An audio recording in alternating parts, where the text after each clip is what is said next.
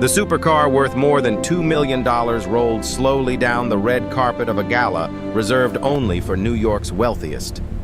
The crowd froze. Cameras swung toward the door in a single wave. When it lifted open, the entire room seemed to stop breathing. Standing there was the very man they had laughed at only hours before, a single-father janitor invited as someone's private joke. But his eyes, the perfect cut of his tuxedo, the stillness in his shoulders, none of it belonged to the man they thought they knew. So who was he really? The 42nd floor of Hale Industries always smelled the same after midnight lemon-polished cold marble and the faint metallic ghost of espresso left in conference room sinks. Daniel Hayes moved through it without sound, the wheels of his cart whispering across the granite. He was 38, lean in the way men get when they have stopped eating for pleasure, and his uniform navy blue name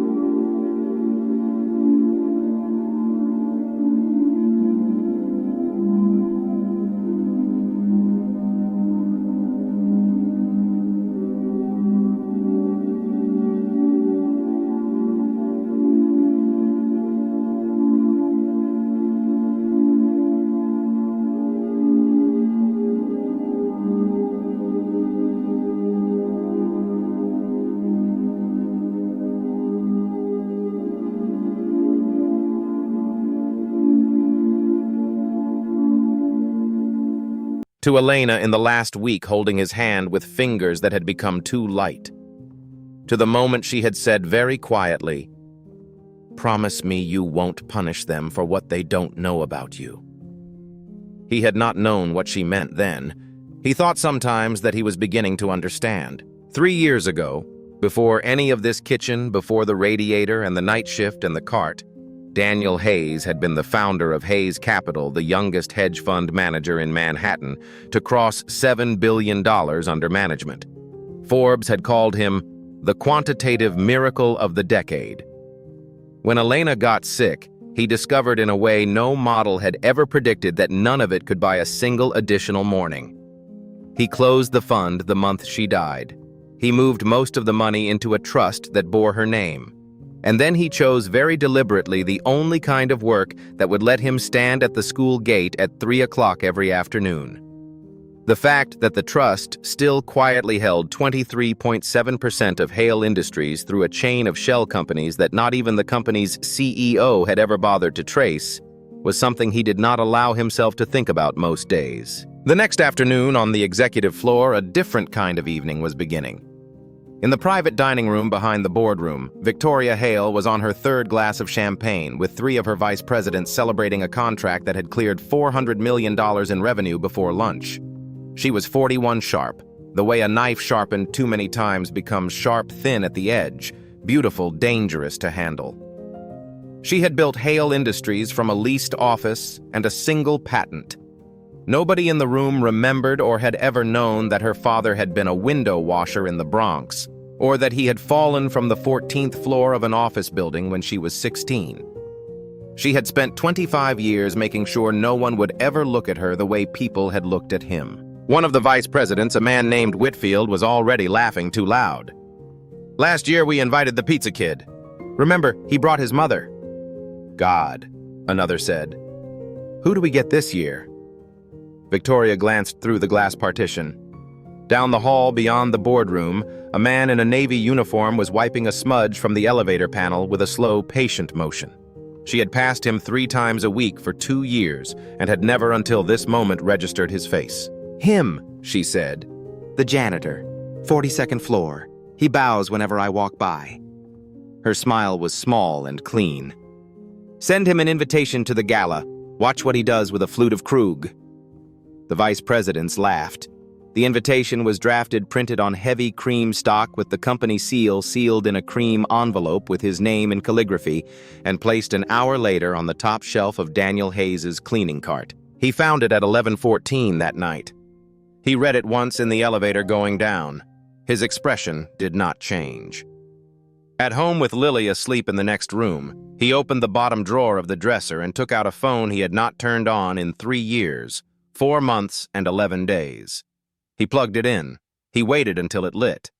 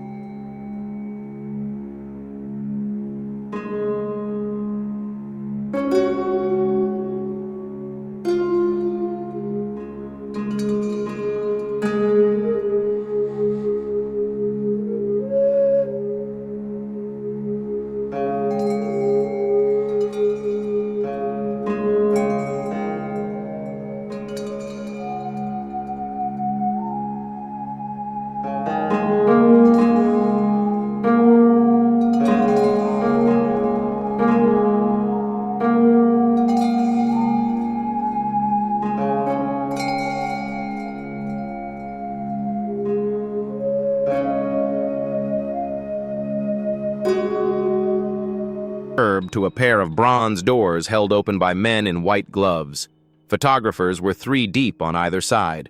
Inside, beneath chandeliers, the size of small cars, 200 of the wealthiest people on the eastern seaboard were already drinking and watching the door, because that was what one did at a Hale Industries gala. One watched the door. Victoria stood in this foyer with a flute of champagne and the particular expression of a woman who had spent the afternoon writing a sentence in her head and was now waiting for the audience to arrive. Whitfield was beside her. So were 2 of the other vice presidents. The line she had prepared was simple. "Everyone, may I introduce our most diligent floor specialist." She had practiced it 3 times in the car. The Koenigsegg pulled up. The crowd outside, who had been watching Bentleys and Rolls-Royces all evening, fell into the kind of silence that money makes when it sees money it cannot place. The scissor door lifted. A black John Lobb shoe touched the carpet. Daniel stepped out. He did not look up. He did not look at the cameras. He buttoned the middle button of the jacket with the unhurried motion of a man who had done it 10,000 times, and he began to walk toward the door. Inside the foyer, Victoria's smile faltered. "Who is that?" she said, not as a question. Whitfield squinted. I don't know him. That's not the janitor." The other vice president, a man named Bradford, who had worked at a competitor of Hayes Capital 10 years earlier, took 1 step forward and then stopped completely. The champagne glass slipped from his fingers. It struck the marble. The sound of it shattering carried across the foyer like a small bell rung at the wrong moment in a wedding. Heads turned. Conversations stopped mid-syllable. Daniel walked past them without looking at any of them and into the main hall. The hall was vast, gold-ceilinged, full of long tables, and the soft static of 200 quiet conversations. Near the central column, in a wing-backed chair he had clearly chosen so as not to have to stand for too long, sat a man whose presence in any room rearranged it. Jonathan Reeves was 78. He had advised 3 administrations on monetary policy. He had turned down a treasury seat twice. When he spoke, the financial press transcribed him. He was halfway through a sentence to a senator's wife when his eyes caught on the figure entering at the far end of the room, and the sentence stopped existing. He stood up, slowly. A man of his age and reputation did not stand for anyone, and the entire half of the room facing him registered the movement before they understood it. He crossed the floor. He stopped in front of Daniel, and then in front of the senator's wife, in front of 2 former cabinet members, in front of a Saudi prince and the chairman of the Federal Reserve's New York branch. Jonathan Reeves inclined his head perhaps 4 degrees. "Daniel," he said, 3 years. You kept us waiting too long." "I was busy with something more important, Mr. Reeves. More important than the markets. A 7-year-old. The old man's smile was the smile of a person who had buried a wife of 50 years and understood the answer completely. "Welcome back, son." He returned to his chair. The room did not return to its previous volume. A current ran through it. Instead, low and electric, the sound of 200 very rich people simultaneously trying to remember a name. Someone whispered Hayes. Someone else whispered Hayes Capital. A woman near the bar set her glass down and took out her phone. Victoria in the foyer felt her face go cold in a way she had not felt since she was 16 years old, standing on a sidewalk in the Bronx. The auction began at 8:30.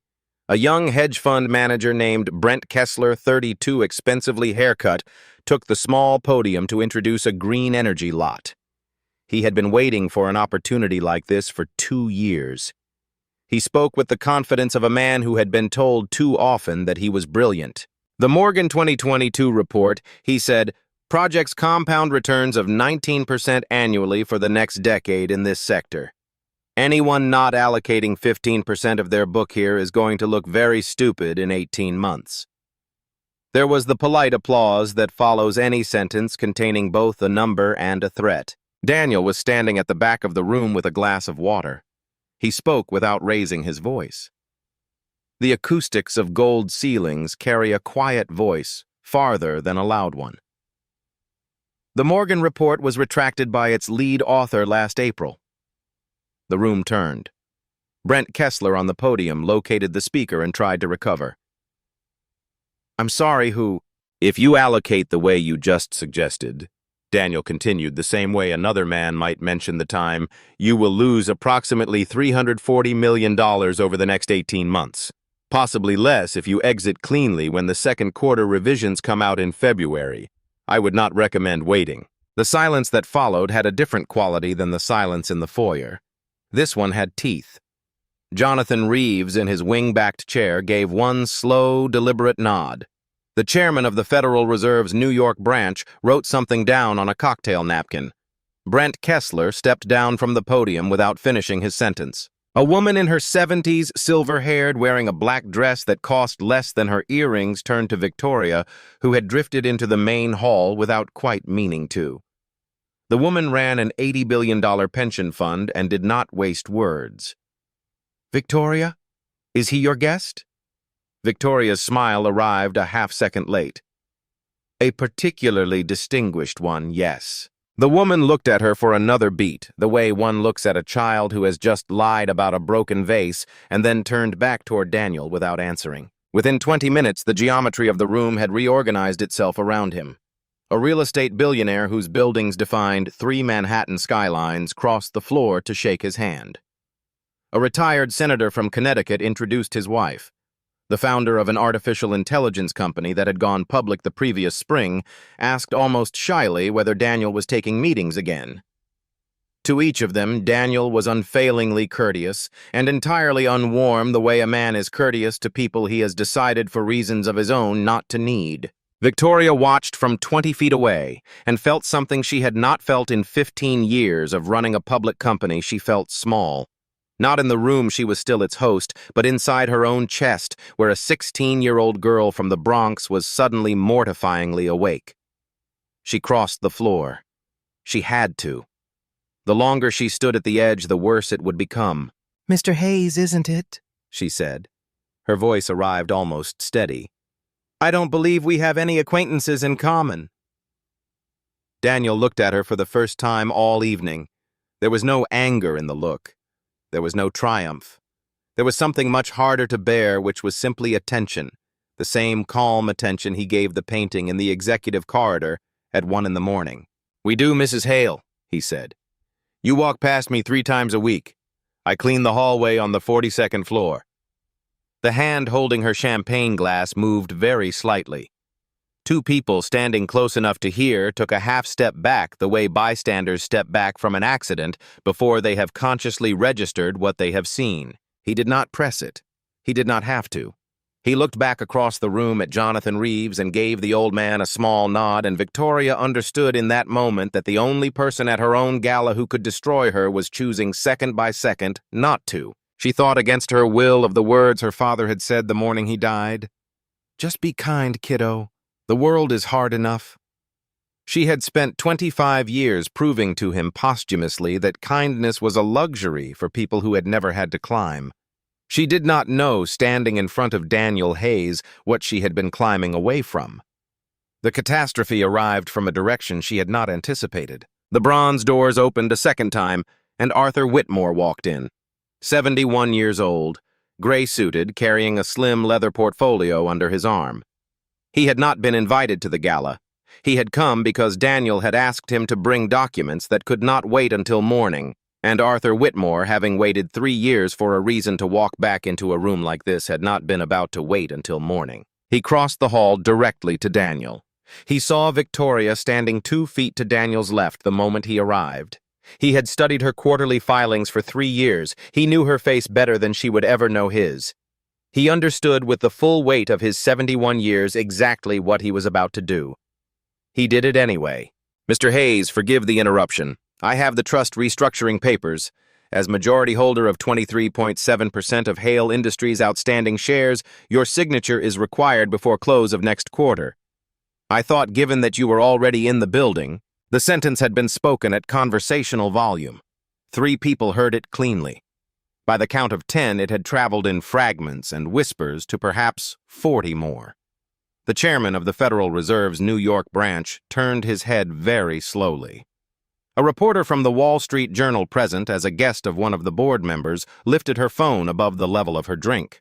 23.7%. The largest single shareholder of Hale Industries, had been for 3 years the man Victoria Hale had invited to her gala as a joke.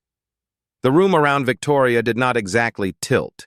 It did something worse. It clarified. Every face that had ever smiled at her in a boardroom, every handshake at every conference, every magazine cover, every billion of market capitalization sharpened itself into one small, unanswerable question. What does he do now? She looked at Daniel. Her eyes, for the first time in any room she had ever stood in, were not the eyes of a CEO. They were the eyes of a 16-year-old girl standing at the base of a ladder looking up. Daniel turned to Arthur with the same patience he used to turn the wheels of his cart at 1 a.m. He read in the old man's face everything that had just been chosen on his behalf, and he did not in that moment decide whether to be grateful or angry. "Arthur," he said, "tomorrow." Arthur bowed a quarter inch and stepped back. Daniel looked at Victoria for one long moment. Then, without speaking to her, he walked past her through the parting crowd toward the doors that led to the terrace and the cold, indifferent New York sky. The terrace ran the length of the building's 18th floor half-a-city block of pale limestone railing and potted boxwood, and at this hour it belonged to no one. Daniel walked to the far corner where the light from the ballroom did not quite reach and rested his hands on the stone. Park Avenue glittered 18 floors below, indifferent and beautiful. He took the ivory button out of his breast pocket and turned it slowly between his thumb and forefinger. He thought about how easy it would be. One phone call. By the time the sun came up over the East River, Hale Industries would open 40% down. Victoria Hale would be gone from the company she had built before the closing bell. The board would have her resignation by lunch. He had 3 years of quiet leverage, 2 senators who owed him favors, and an analyst at the Journal who would take his call at 4 a.m. He had every right. The room behind him had just watched a woman try to humiliate him, and the room behind him would now happily watch her be destroyed in return. That was how the world he had walked back into worked. He thought about Lily asleep in pajamas printed with small silver moons. He thought about the question she would ask him over breakfast, the way she always asked questions about his evenings with the casual seriousness of a child who already half knew the answer. Was it a good night, Daddy? He tried to imagine the shape of the word yes coming out of his mouth if he made the call. He thought about Elena. Promise me you won't punish them for what they don't know about you. He had not understood her 3 years ago on the last morning. He understood her now. The footsteps behind him were careful the way a person walks when they are not sure they are allowed to be in the room. Victoria stopped perhaps 6 feet away. Her champagne glass was gone. Her hands were empty and visible the way a person makes their hands visible when they are not certain what they have come to do. "Are you waiting for me to apologize?" she said. Daniel did not turn around.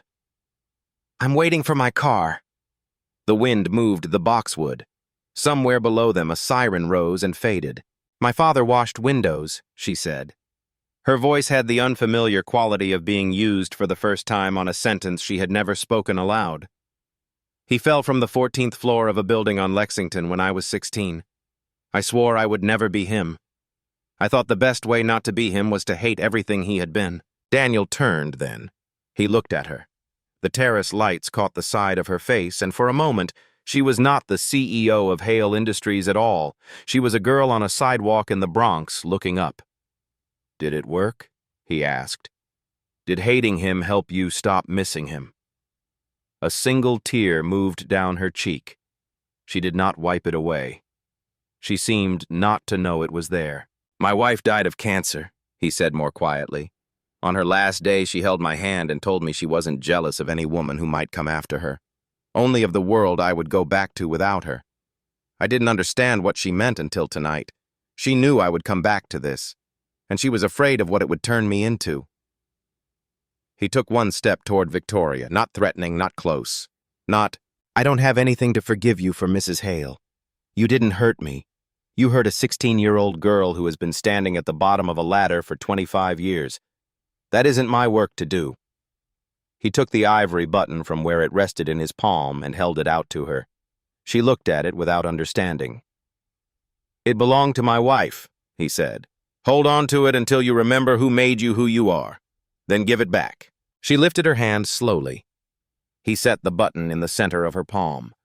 Her fingers closed around it the way a child closes a hand around the first thing it has been trusted with. He walked past her. He did not look back. In the foyer, Jonathan Reeves had positioned himself with the apparently accidental precision of an old chess player between the front doors and the Wall Street Journal reporter. Daniel passed him. The old man inclined his head a quarter inch the second time that night and said nothing. The bronze doors opened. The Koenigsegg was at the curb. Hollis held the door. Arthur was already in the passenger seat. "Tomorrow, Mr. Hayes. Tomorrow I'm taking my daughter on a field trip. Monday, Arthur. Monday I'll come in." The car pulled away from the curb and merged into the late traffic on Park Avenue. It was nearly 1 in the morning when Daniel let himself into the apartment in Queens. The kitchen lamp was on.